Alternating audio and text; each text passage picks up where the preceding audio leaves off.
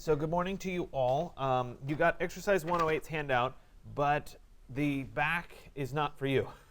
It went on the wrong one. So you can completely ignore the back. You only deal with the front. I apologize. It was one of those copy machine. I was fighting it this morning. It didn't do what I wanted it to do. But anyway, you can ignore that.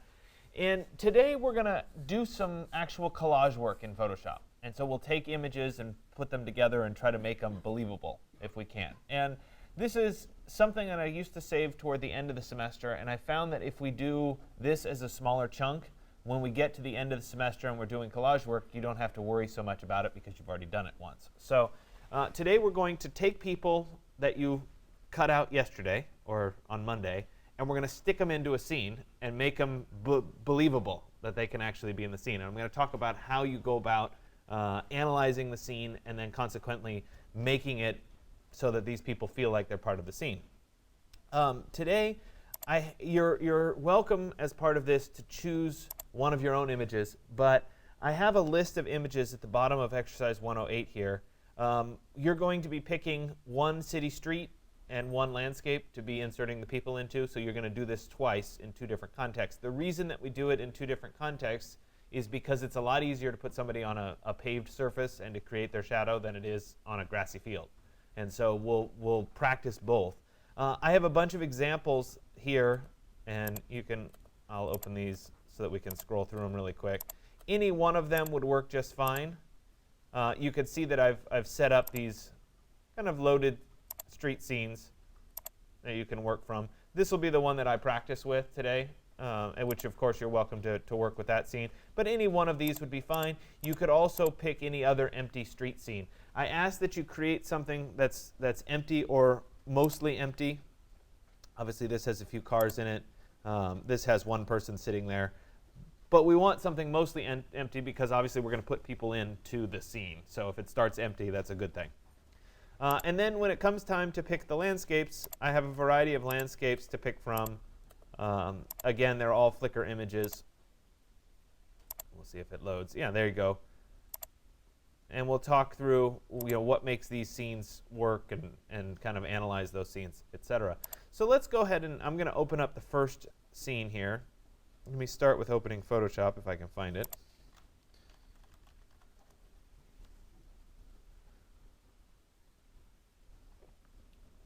And then I'll go ahead and open up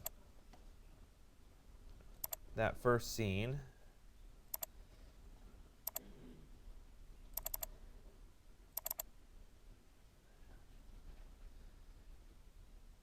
And let me do that scene.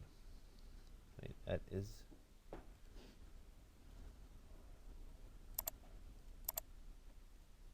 There it is. And I'm going to do a little bit of drawing on top of the scene just to kind of be able to illustrate some stuff to you. So bear with me for just a second while I set this up so that I can draw in red and you guys can see it. So as we start to look at this scene, it is, and if you remember back to 130, maybe you talked a little bit about perspective. If it were up to me, the 130 class would definitely cover perspective, but it doesn't always get there. But if we look at an image like this, essentially what we're looking at is a one-point perspective. Everything in the scene vanishes toward a point that's right about here in the center. And so if I, for example, were to connect all of these light posts together with a line, they would ultimately end up falling to the vanishing point. Likewise, this edge of the street, if the street didn't curve away, would essentially fall toward the same vanishing point right there in the center. Likewise, this would as well. So we can kind of see that that's the general makeup of the scene. That also tells us that running across right about here is something called the horizon line in the image. And so that's the line, if we had nothing in the scene and we were standing on the beach and we looked out at the ocean, there's a point at which the curvature of the earth goes away from us and we get a horizon. Essentially, that's the point that we're trying to identify, or that's the line that we're trying to identify. I'm going to drag a guide down that represents that point. And I'll do that by dragging from the rulers. And if your rulers aren't showing, you can turn them on by going to View and then checking Rulers to show the rulers at the top of the page. And then you can drag from the rulers down, and you want to create a guide that's right at about where we think the horizon line is. Something like that. And it's always good when we first start looking at a scene to identify where this horizon line is, because when we place images in, they're going to be relative to that line. I'm going to go ahead and turn off my red shapes here for a second. And so I've identified where this horizon line is. The guide's going to sit there as a reference point for me. The other thing that I'm looking at as part of this scene is, okay, let's analyze it from a sun perspective. Where is the sun in this scene? Okay, it's behind me, and it's up and to the right. And so we see the shadows being cast from the sun that's behind us and up and to the right, cast down. So for example, this point right here, this edge of the building there, casts that shadow to right there. So we've just learned the angle of the sun with that little line. Furthermore, we have an understanding of where the angle on the ground is by this line, which is one of the light posts that's off the scene way over here. But we can use this as a bit of a guide as well. So we have this in terms of how the sun's casting down, and this line in terms of what angle it is away from us. If I were to put those two together, roughly like that, we can get essentially the sun and where it is in our perspective behind us. Does that kind of make sense? So you don't have to draw these.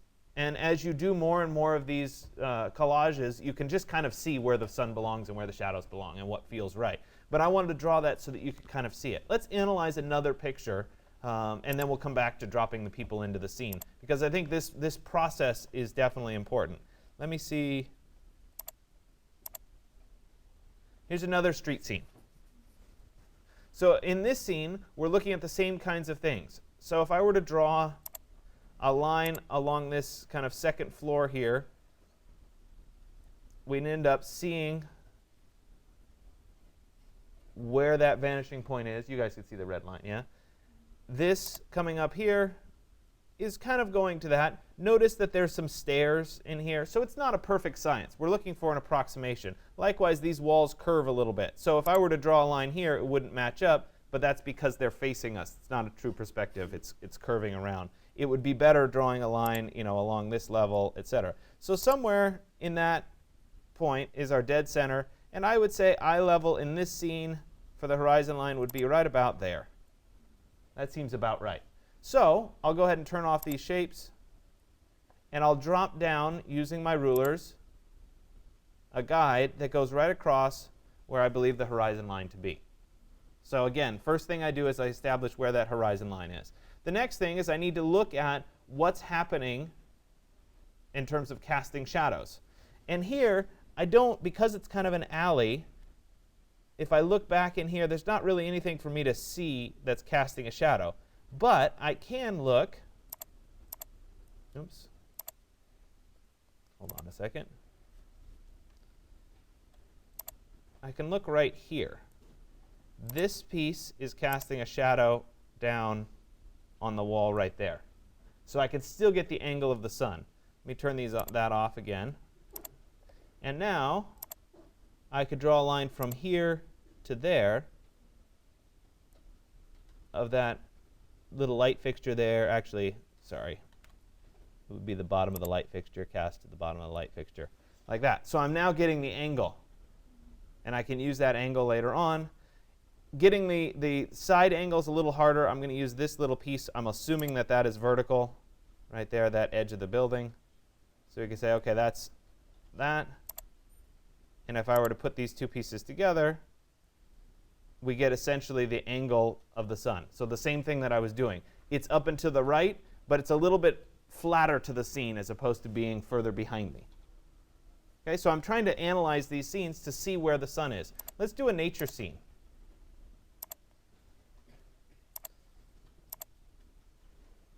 All right, so here's one. We have the open field. So this time we have less good information, but we still can tell that the sun is on the right. We can look down here. There's our shadow, and so I'll draw those lines in just a second. When it comes to the horizon line, there aren't any city streets. There's nothing to kind of find the vanishing point. And the other thing that tends to happen in a landscape is we have a hill. It goes up, it goes down, goes to the side. So it's a little bit more of an approximation. we have some understanding based on where this meadow is that somewhere, probably right about there, is going to be the horizon line. It's a little bit more of a guess in a nature scene. If I were to open another one, here's another example. We get a little bit of a horizon for where that edge of the meadow is. Chances are it's going to be slightly higher than that. Oops, sorry. Chances are it's going to be slightly higher than that, probably right about there. And that's coming more from experience than being able to do vanishing points. And so that's why I encourage you to start with the streetscape, because it's easier to use the built objects to identify where that point is. And again, I'll show you why this vanishing point is important in just a second. So in terms of analyzing the shadows, let me jump back to that first nature one. There it is. So I have my horizon line. I have a tree that's cast a shadow here. So once again, I can use my angles. I could go from the top of the tree to right there. And I also get a sense for where the bottom of the tree is, and it's like that. So in this case, the shadow or the sun is slightly in front of me in this scene, shining back. If I look at this scene, there's almost no objects that I can really use in this scene to show where the cast is. I can't get creative about it. There's obviously some kind of a tree over here, but it's creating a swath across the landscape. So there's really no guide. So this is something we'll have to do by feel.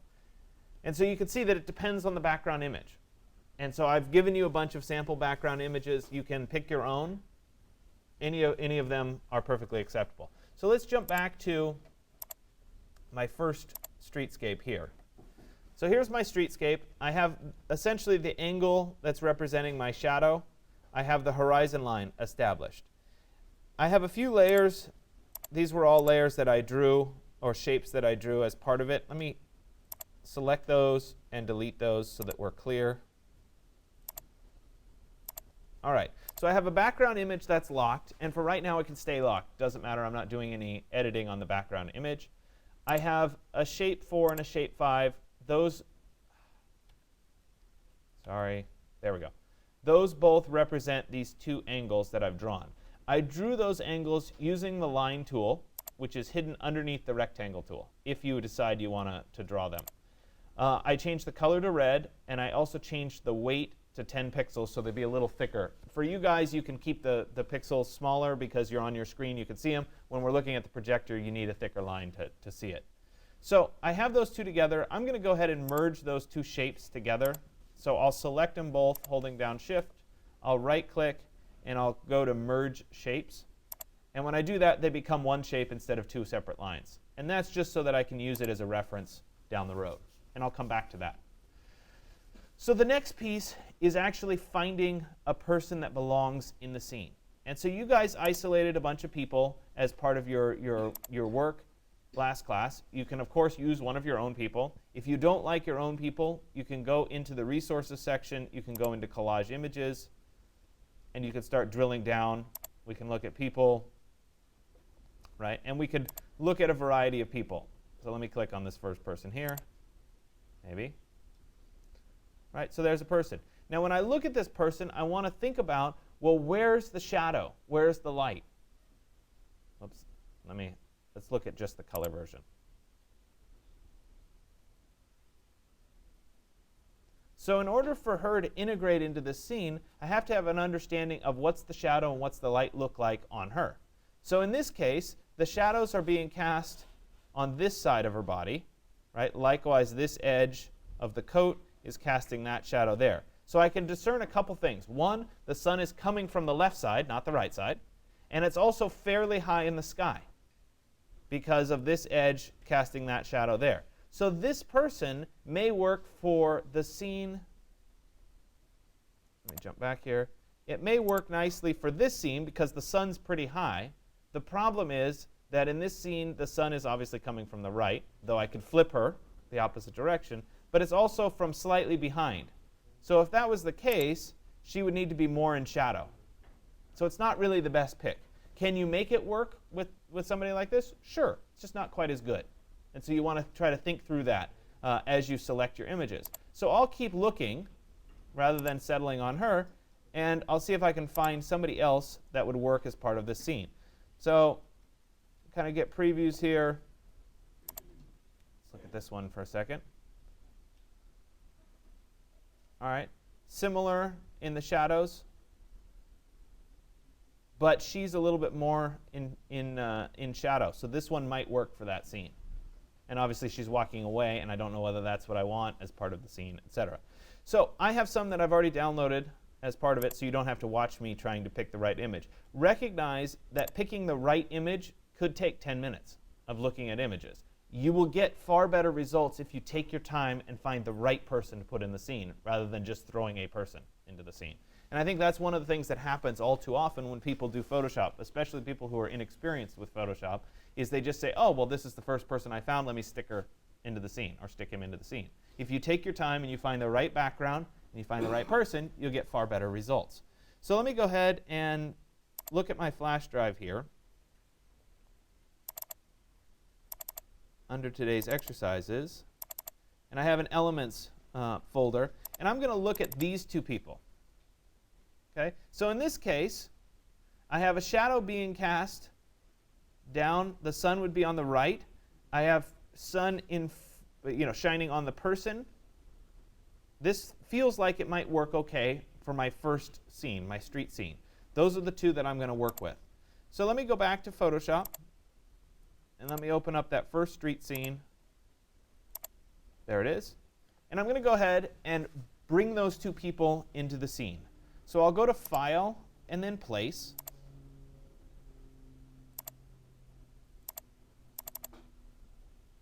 And I'll take those two people and I'll place them into the scene. Now, when they first drop into the scene, obviously they look like giants. Not going to work. So this is where that horizon line trick happens. Generally speaking, without any special hills or stairs or special circumstances, as long as the camera was shot at eye level, typically people in the scene are going to roughly have their eyes at about eye level.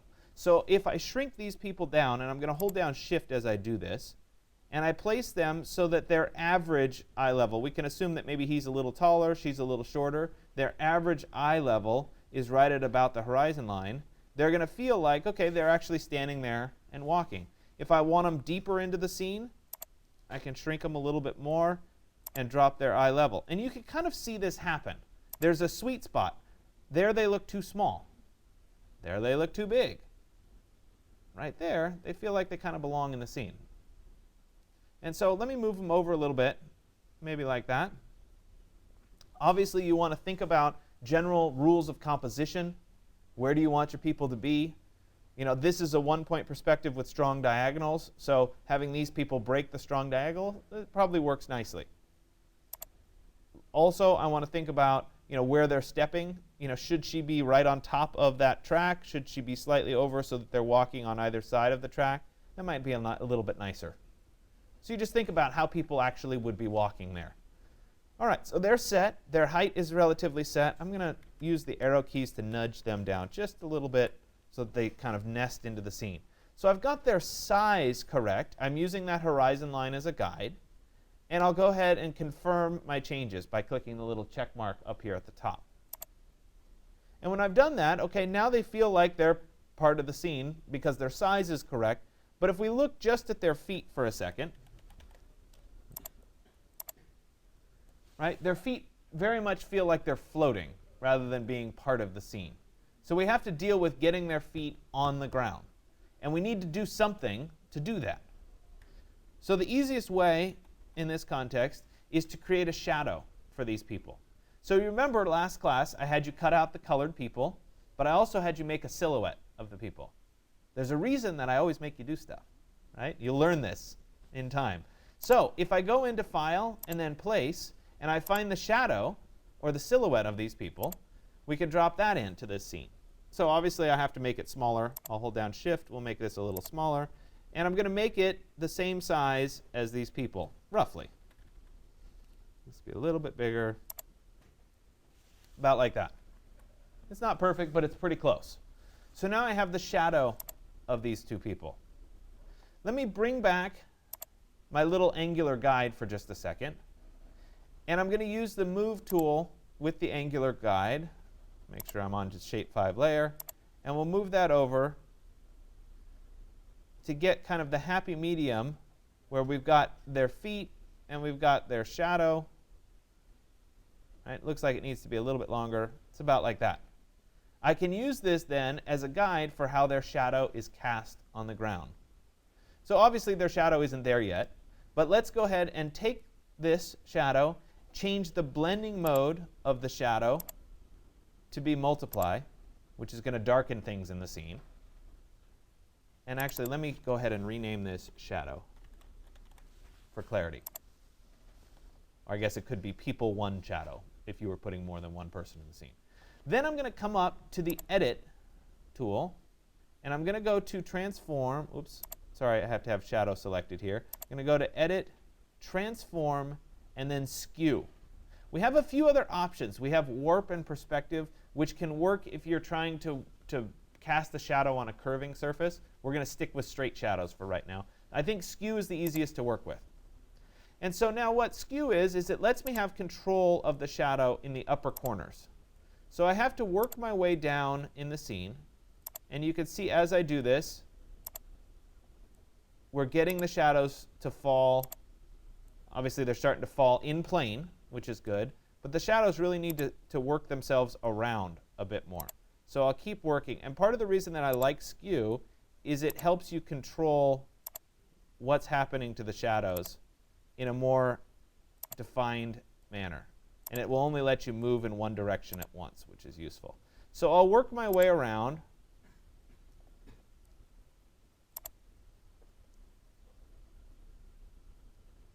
And I also have to come back and revisit where the shadows match up. See, as I've started that skew, they've stopped being attached to the feet anymore.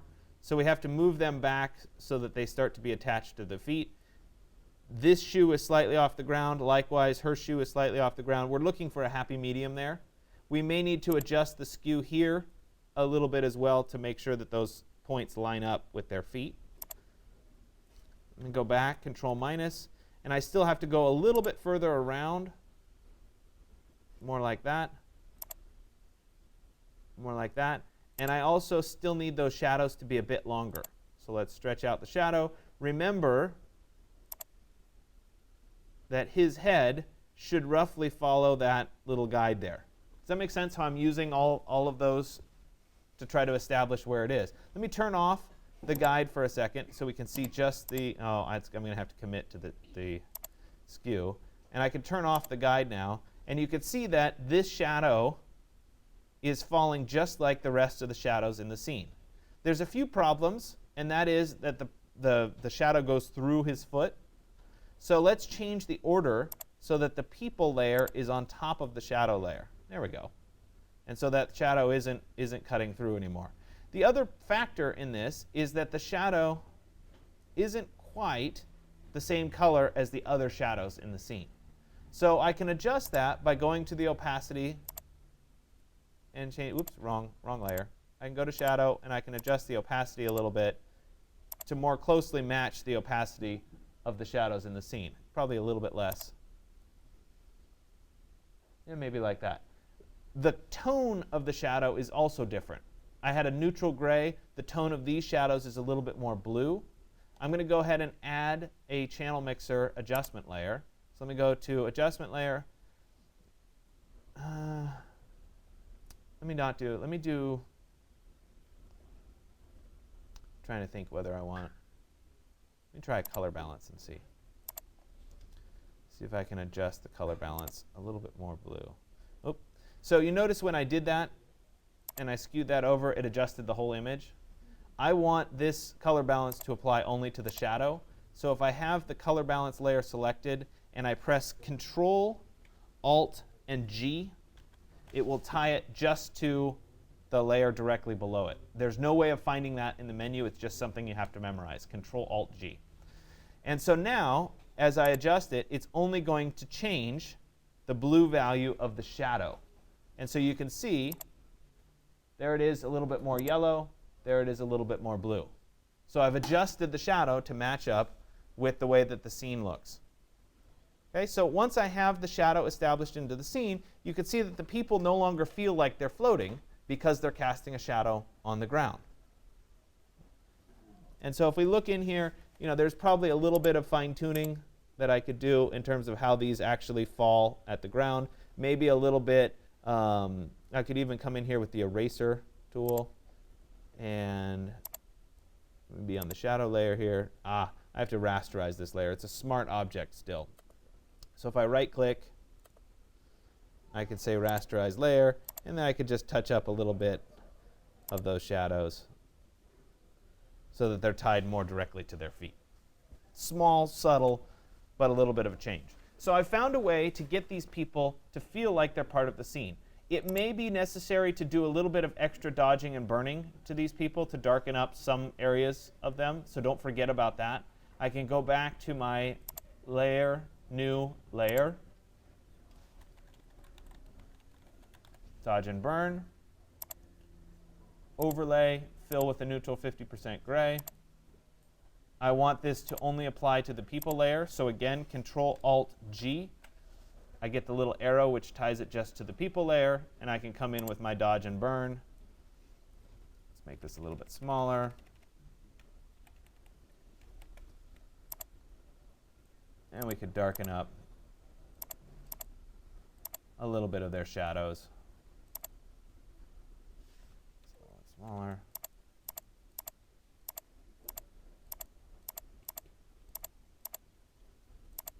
The other thing that's possible is that those people are a little bit too color saturated for this particular scene. So I may adjust the saturation of these people just a little bit. So let me do one more adjustment layer, new adjustment layer, a hue and saturation adjustment. Again, I want it to tie directly to the layer below, which it is. And I could then drop the saturation of those people down just a little bit to whatever feels like it belongs as part of the scene. So you see there's all these little tricks that you can do along the way. And really what today is about is being able to put the people in and to get the shadow to work. The other tricks are bonuses. And if you feel like trying them out, by all means, try them out. So putting these people in is relatively simple. We've got them, we've got their shadow. If I dropped a person in, I'm going to drop another person in for a second. We go to File and then Place. And drop her in. If I look at her, the shadow's on this side of her, the sun's on that side of her, so I need her to be the opposite direction. So I can flip her over, and now the sun's going in the right direction. I could also go to Edit, Transform, Flip, I think it's horizontal, yeah, so that I don't accidentally skew her. And then let's, again, she doesn't need to be that big of a giant. Let's make her a little bit smaller. Just drop her further back into the scene.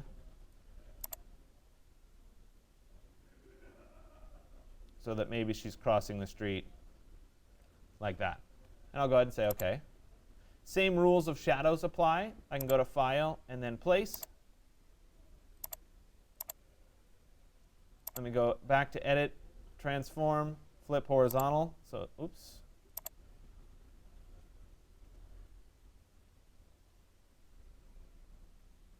Edit, Transform. Come on. I was supposed to say flip horizontal. There we go.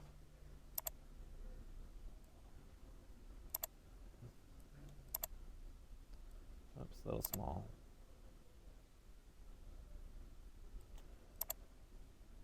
There we go. I have to make her shadow work, so let's take both of these. We commit to it. These should be on top of the dodge and burn layer. There we go. And I need to take her shadow and change it to be a multiply.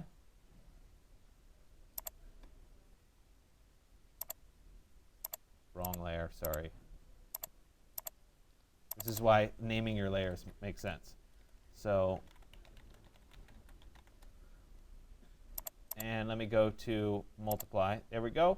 And now I need to start my skew process. So let me go ahead and go to Edit, Transform, Skew.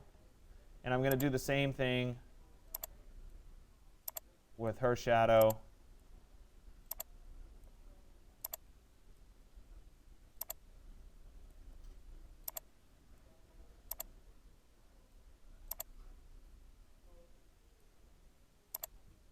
And this definitely does take practice to get the shadow to look right. But I'm running into a problem here as I do this. Let me zoom in for a second. And that is that I can cast a shadow on the ground, but I have a curb. So if the shadow goes up on the curb, it wouldn't actually look like that. So I need a little bit more time to tweak her shadow. So bear with me a little bit. Let's get it around a little bit further. There you go. So the shadow's looking OK. We'll drop it back a little bit. It probably needs to be a little bit longer. So we'll stretch it out just a little bit. Say like that. And it breaks because it should be hitting the curb and going up and over. So I'll go ahead and confirm it for just a second. And then I need to come in with my selection. And I like to use the polygonal lasso tool here, which is underneath the regular lasso. And I need to know where this hits the curb. So it would hit the curb right about there, the lower curb. And so we'll go ahead and we'll go around it so that it's a little selection. Then I can use the move tool. And I can move this. Oops. Supposed to cut it. It's still a smart object. I have to rasterize it. So let me right click on the shadow again. Let me rasterize layer. That embeds it into the scene. Now I can use the move tool and it will cut out that piece of the shadow and I can drop it up to the top of the curb. So I have that. Obviously I need to connect those two pieces in the shadow. So we can use my polygonal lasso to go there. Oops.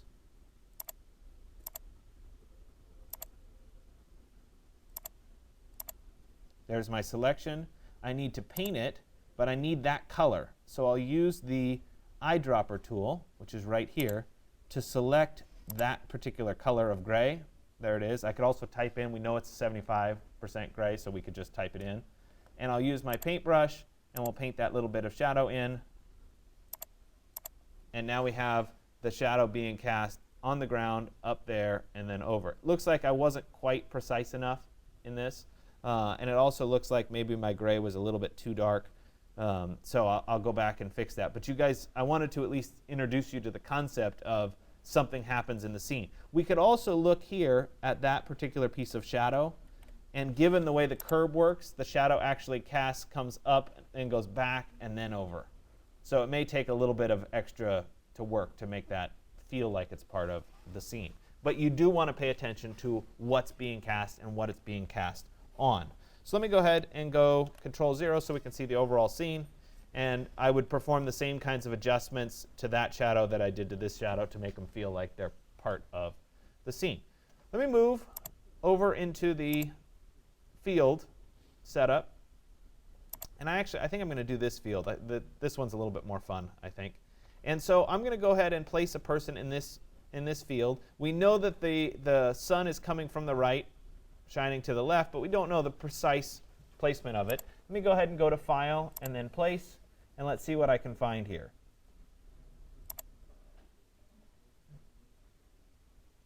Let's go ahead. I don't have a shadow for him.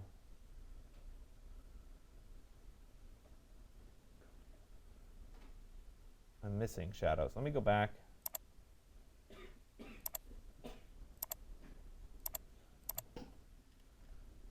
I'll do this one. So I need her. So let me save this image as. Maybe. Come on. There we go. And let's put it into today's folder. But I also need the shadow. There it is.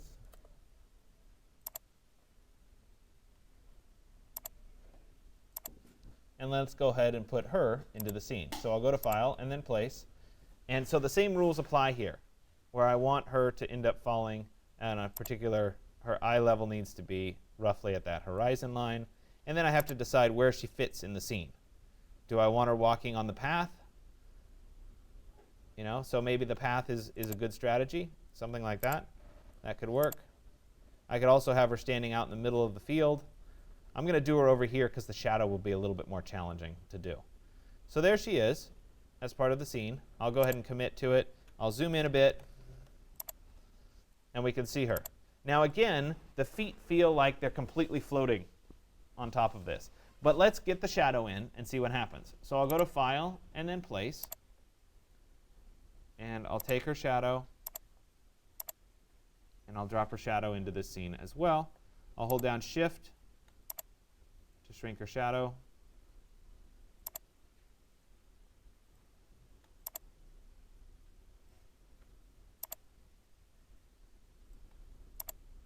All right, that's about right. So I know the shadow is being cast down. Let's make sure that this is a multiply. And then let's go ahead and change the Edit, Transform, Skew. And let's drop her shadow down.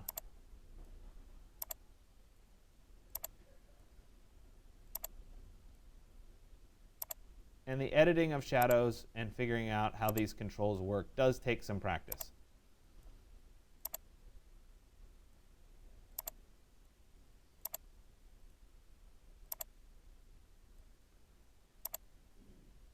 OK, so let me adjust that a little bit.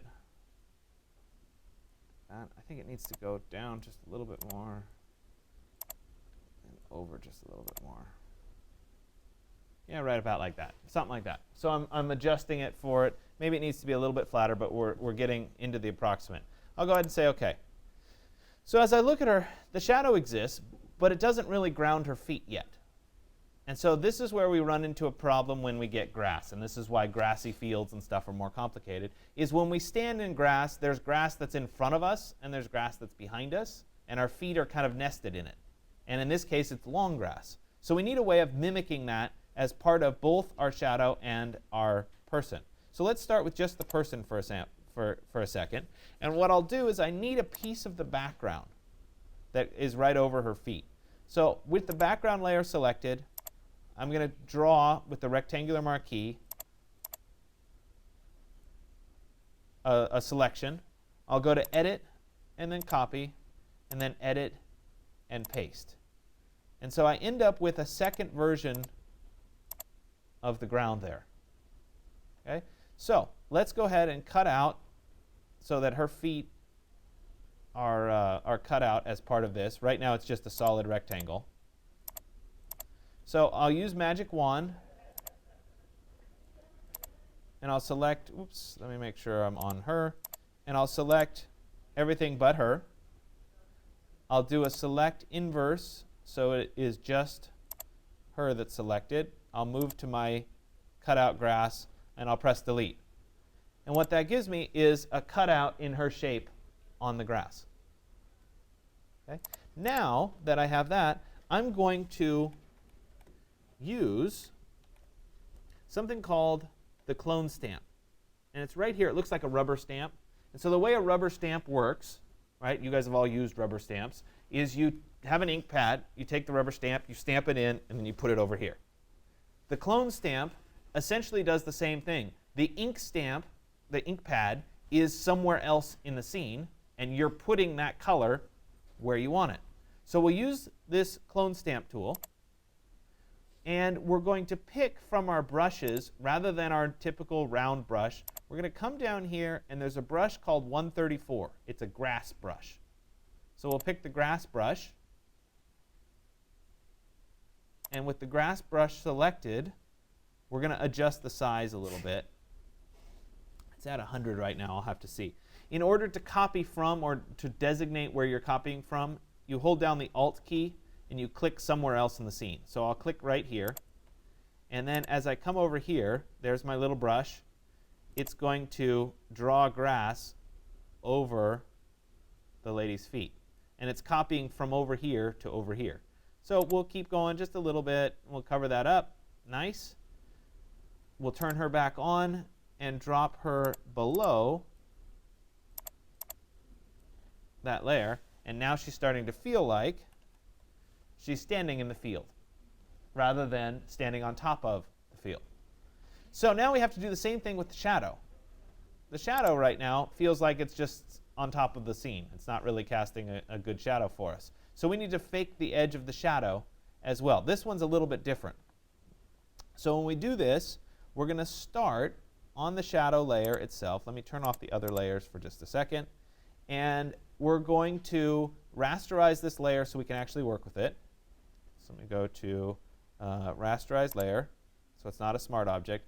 We're going to use the clone stamp brush, but we're going to copy from, I have to make this a little smaller, we're going to copy from the gray, and we're going to make the upper edge of her shadow have these little grass brush pieces. And part of the challenge here is the shadow is so narrow that we're not getting a good copy. So I'm going to go ahead and draw a temporary place to copy from, and I'll paint that in this same gray color.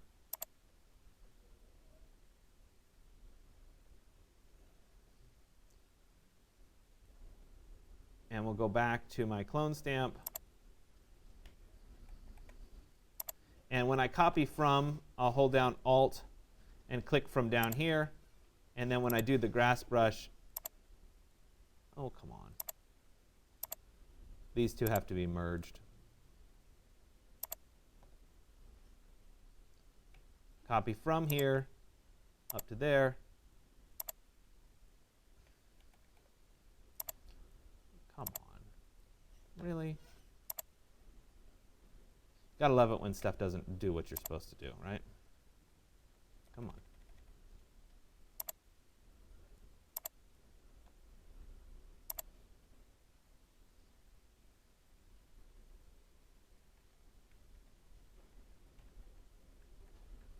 Hold on a second, sorry. See, it happens to me too.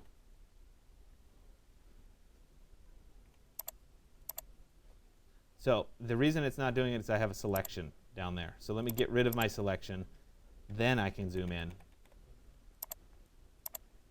And this is certainly the most advanced part of what I'm trying to show you today. Let me hold down Alt with the clone stamp. I'm copying from here, and now I can copy the grass on the upper side of the shadow.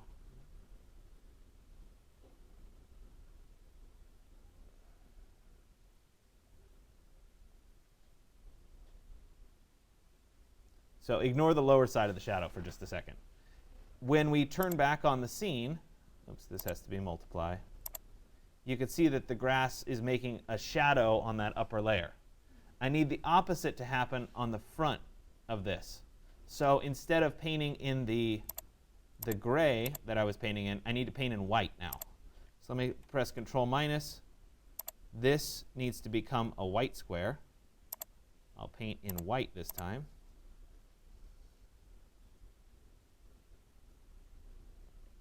I'll go back to my clone stamp. And let me zoom in here. I'm going to hold down Alt to copy from here, and then I'm going to do the front edge in white. And you see that the shadow is not nearly as defined as it is on pavement. But if you think about a shadow in a grassy field, it's not nearly as defined because the gray blades of grass are covering it up, etc. So I do the front edge in white, like that. And now if I were to turn on the background, the shadow is being cast into the grass as part of the person. So when I zoom out, she's a lot smaller. It's harder to see. I think I lost my, I don't know how I managed that one. I lost my cover of her foot. So bear with me for 1 second to do that again. Let me go to Edit, Copy, and then Edit, Paste. Put that one on top. Magic wand, select the background, oops, on her. Select the background, there we go. Select inverse. No. Switch to that. Delete, there you go.